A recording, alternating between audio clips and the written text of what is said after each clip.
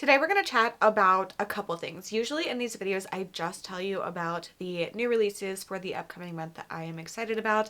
The thing is, there's not that many books coming out in December. I mean, I'm sure there's plenty in general, but I couldn't find any that I was truly interested in. A lot of the people that read similarly to me that I asked didn't really have any recommendations. So what we're going to do in this video is tell you about the ones for December that I really want to read and I think you might be interested in. And then also tell you about ones that I really loved from this year that if you haven't picked up, maybe you still should. And then maybe some other ones that I'm still really interested in reading. So for that part, we're going to go through my Notion page and go through every single one on my TBR. Like, I'm just going to screen record because I feel like that's the easiest way. I need to put my glasses on for this. So I have 7 new releases that I'm going to talk to you about. The first one is Snake Eater by T. Kingfisher. This says it comes out on December 1st, but I'm curious if it actually comes out on the 2nd, on Tuesday, when books are normally released. This is a horror fantasy. When Selena travels to the remote desert town of Quartz Creek in search of her estranged Aunt Amelia, she is desperate and short of options. Fleeing an unhappy marriage, she has exactly $27 to her name, and her only friend in the world is her dog, Copper. On arrival, Selena learns Amelia is dead, but the inhabitants of Quartz Creek are only too happy to have a new resident. Out of money and ideas, Selena sees no harm staying in her aunt's lovely house for a few weeks, tending to her garden and enjoying the strange, desolate beauty of the desert. The people are odd but friendly and eager to help Selena settle into her new home. But Quartz Creek inhabitants share their town with others, old gods and spirits whose claim to the land long predates their human neighbors. Selena finds herself persuaded by disturbing apparitions, visitations that come in the night and seem to want something from her. Aunt Amelia owed a debt, now her god has come to collect. This is a pretty short one. It's only 200 pages. I'm intrigued by this. I haven't read any T. Kingfisher true fantasy, but I've read, I think, all except for the newest, like What Stalks the Deep, is that what that's called? I haven't read that one, but I'm curious because it says it's for fans of Sylvia Moreno Garcia, Chuck Tingle, and Rachel Harrison, and those are all very different vibes to me. Next up, we have a dark romance, Love Me, Stalk Me by Laura Bishop. It says it's for fans of Lights Out and You, and it's a dark rom-com, which is a really great mix of things for me. When overworked department store manager Izzy Russo downloads an AI boyfriend app to fill the emotional void left by her inattentive real one, she thinks she's just venting to a harmless chatbot named Caleb. In reality, she's been pouring her deepest, dirtiest fantasies into the ears of Callahan Knight, her store's brooding new head of security. Oh no.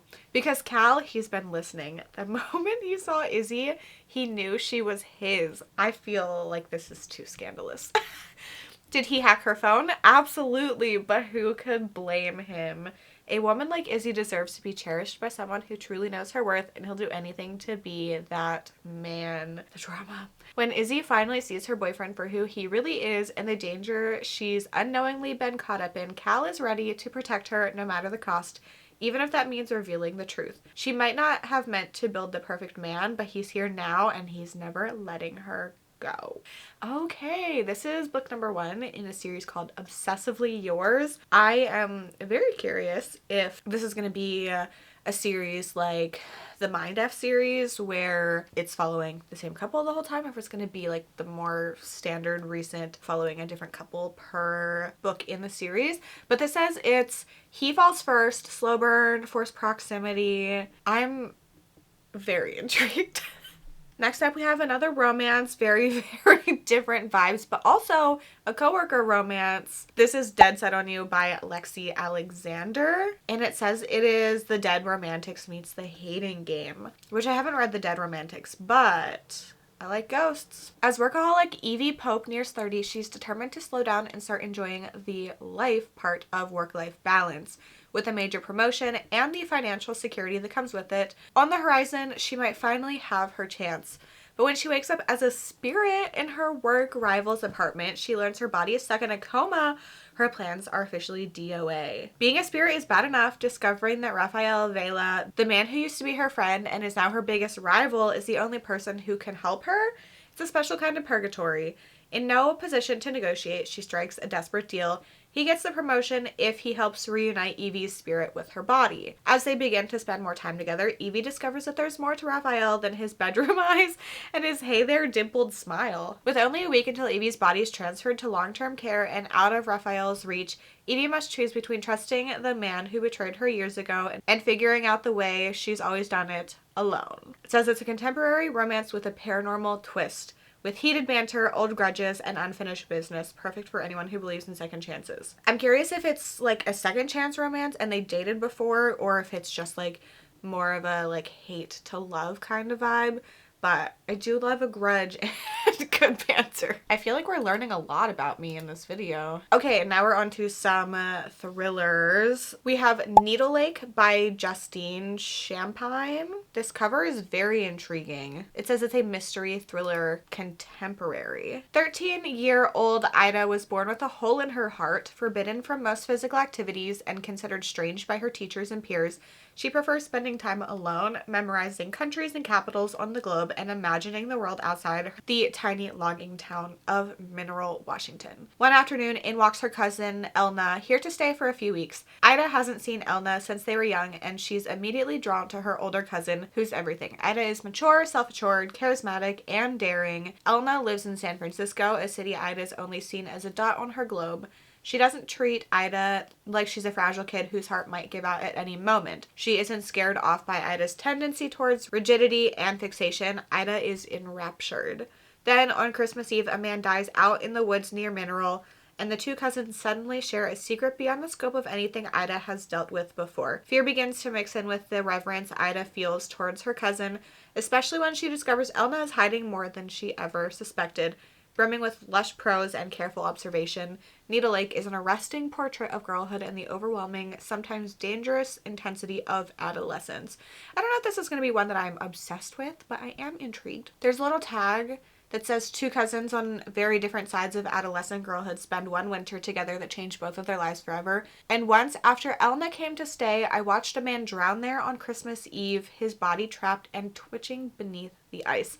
That little part is probably the most intriguing part of this whole synopsis, but I'm willing to give it a go. Then we have another mystery thriller, Friends and Liars by Kit Frick. It's been 5 years since heiress Claire Monroe tragically died on New Year's Eve at her family's opulent Italian palazzo. Since that time, her college friends have harbored a dark secret. Their lies and betrayals led to Claire's untimely death. What happened that fateful night was a horrible accident, but Luca, Harper, Serena, and David are guilty nonetheless, and their desperate decision to conceal the truth destroyed their once close bond. Now the estranged friends are each the recipient of an invitation from the Monroes to return to the Lakeside Plaza for a long overdue memorial for Claire. Accepting the Monroes' invitation means playing with fire, but they can hardly refuse. Luca, Harper, Serena, and David have barely settled into their idyllic accommodations on Lake Como before someone at the memorial party begins targeting them. Haunted by little gifts left in their room, taunting notes, and the unshakable sense of being watched, it soon becomes clear that someone on the guest list knows the whole truth about the night Claire died and the secrets her friends have been keeping. Nothing is as it seems at the palazzo on the lake, and under their tormentors' vengeful gaze, their secrets and their lives are in danger. I know this isn't like a super unique plot, but I still love it. Okay, moving to December 9th, we have Secrets Like Ours by S.T. Ashman. This is a mystery. Some families bury more than the past. Emily grew up in a broken home and did everything she could to leave the chaos behind. She built something steady, something quiet. Then she caught the attention of Daniel Withrop, heir to one of New England's most powerful dynasties. He swept Emily off her feet, married her, and gave her a mansion on the cliffs. That's hard to turn down. But the secrets that could bury her came with it. Do not wander at night, do not ask about the West Wing, and do not open the door to the basement. What should have been a new beginning quickly becomes a new nightmare. Emily wanted a fresh start. What she found was a family legacy soaked in dark secrets. But Emily learned long ago how to survive storms. Whatever the Winthrops are hiding, she will drag it into the light, including the cruelest secret of all, why Daniel married her in the first place. It says it's tense and addictive. And I love stories like this where rich people get what's coming to them. So I am very curious about it. And then also on the 9th, we have Dark Sisters by Christy DeMeester. This is horror. It's historical with witches, gothic kind of. 3 women, 3 centuries, 1 legacy of fury, love, and a power that refuses to die. Horror meets historical fiction when a curse bridges generations, binding the fates of 3 women. Anne Bolton, a healer facing persecution for witchcraft, bargains with a dark entity for protection, but the fire she unleashes will reverberate for centuries. Mary Shepherd, a picture-perfect wife in a suffocating community, falls for Sharon and begins a forbidden affair that could destroy them both.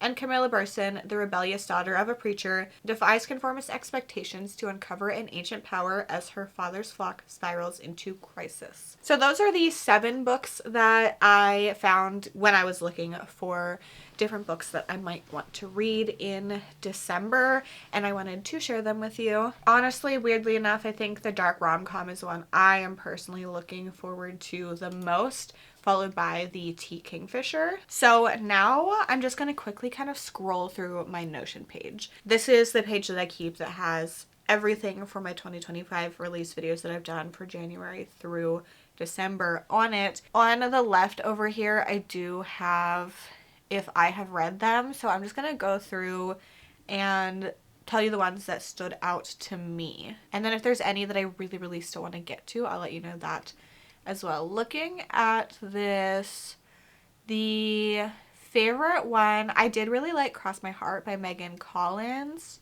and Witchcraft for Wayward Girls. Those are probably my 2 favorites from this list. The other ones were just okay for me, and I'm not like desperate to read any of the other ones. I just have it separated by like a space. So for February, I have also read a lot of them. Victorian Psycho, one of my favorites. I would recommend that one. That is definitely my favorite from here. I did also enjoy Scythe and Sparrow and Rebel Witch and Deep End.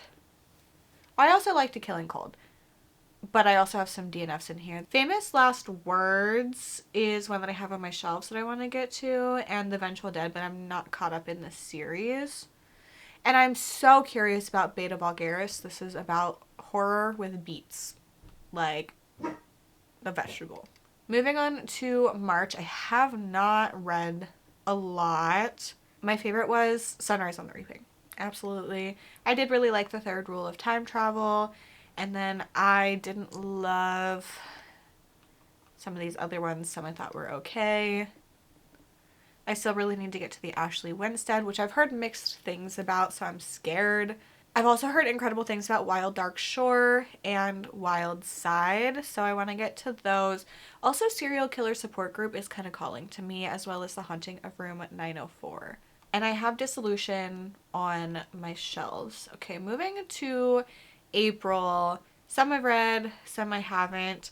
My favorites have been Julie Chan is Dead, Bat Eater, and The Sundowner's Dance, I would say. I did enjoy some of these other ones. And then left over, I don't know if any of these are like... Oh, Vera Wong. That's one that I really want to get to. I have a copy of that. For May, I did actually really like We Live Here Now by Sarah Pinborough. I did enjoy this Kevin Wilson. Immaculate Conception is a good one. I actually really liked Silver Elite.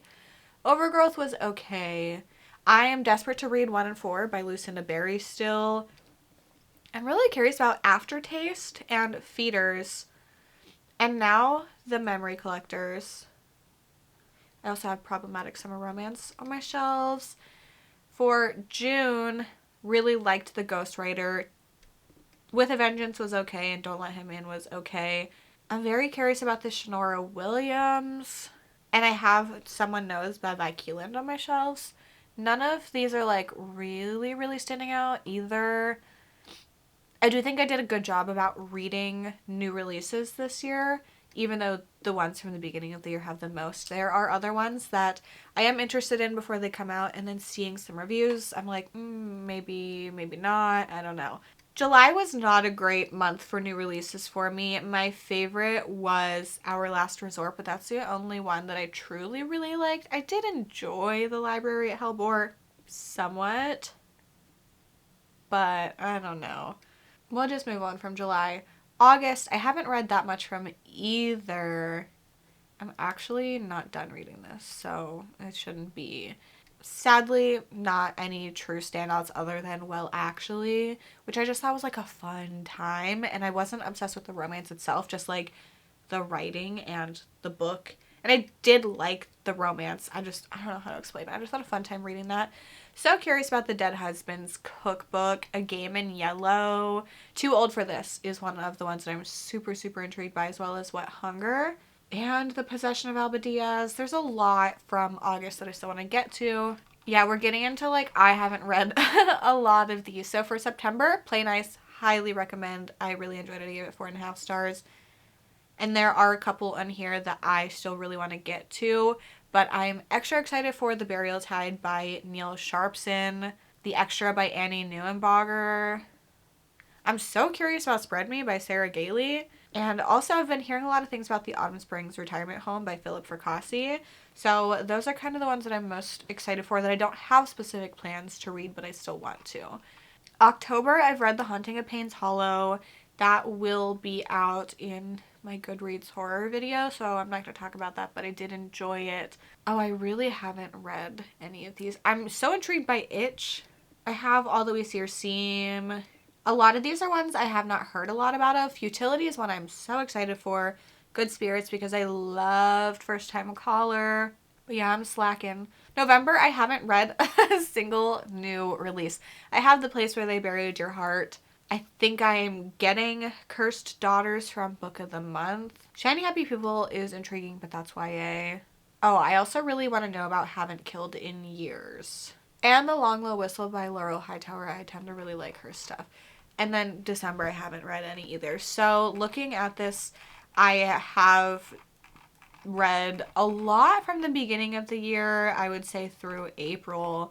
And after that, yeah, not so much. The thing is, like, these videos are not, I'm gonna read these books every single month. I'm just interested in them. So, like, I'm happy with how this is going. If you saw any that you think I should prioritize and make an effort to get to, whether that be in December or just sometime next year, let me know in the comments. If you have any December releases that you would like to share, I would love for you to leave them in the comments as well. If you made it to the end and want to leave me an emoji to say you were here, you can leave me a star emoji. I've really enjoyed doing these videos this year, so as of right now, I plan on bringing them back monthly for 2026.